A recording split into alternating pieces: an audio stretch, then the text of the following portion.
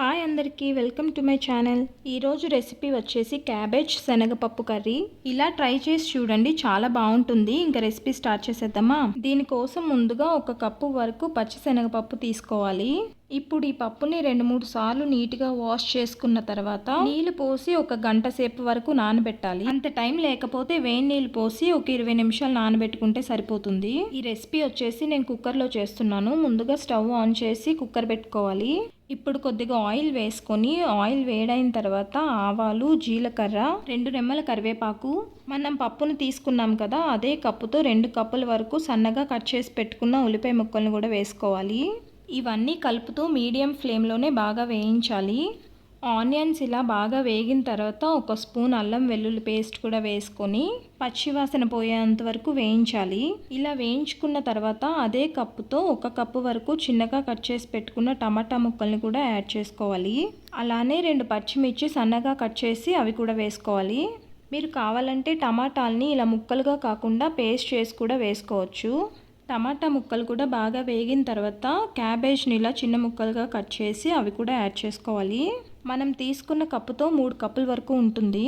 ఇలా ఒకసారి బాగా కలుపుకున్న తర్వాత మన రుచికి సరిపడా ఉప్పు, అలానే చిటికెడు పసుపు వేసి ఒకసారి కలుపుకోవాలి. క్యాబేజ్ పచ్చివాసన రాకుండా ఉండాలంటే ఒక 5 నిమిషాలు మూత పెట్టి మగ్గించాలి. నా ఛానల్ని ఫస్ట్ టైం చూస్తున్నట్టయితే సబ్స్క్రైబ్ చేసుకోండి.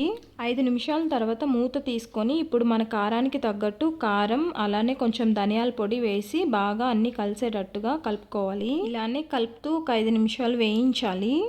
ఇలా బాగా వేగిన తర్వాత మనం ముందుగా నానబెట్టుకున్న పచ్చిశనగపప్పుని నీళ్ళతో పాటు కుక్కర్లో వేసుకోవాలి. పప్పు వేసిన తర్వాత కలిపి ఒక 5 నిమిషాలు మగ్గించాలి. ఇప్పుడు మన గ్రేవీకి తగ్గట్టు వాటర్ని యాడ్ చేసుకోవాలి. నేనైతే ఇక్కడ 2 కప్పుల వరకు వాటర్ని యాడ్ చేసుకున్నా.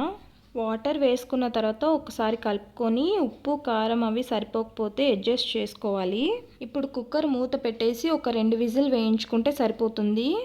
ఎక్కువ ఉడికితే మళ్ళీ పప్పు స్మాష్ అయిపోతుంది అంతా.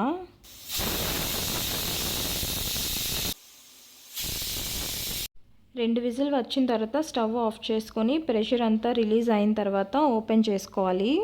చూడండి, పప్పు, క్యాబేజ్ కూడా బాగా ఉడికిపోయాయి కదా.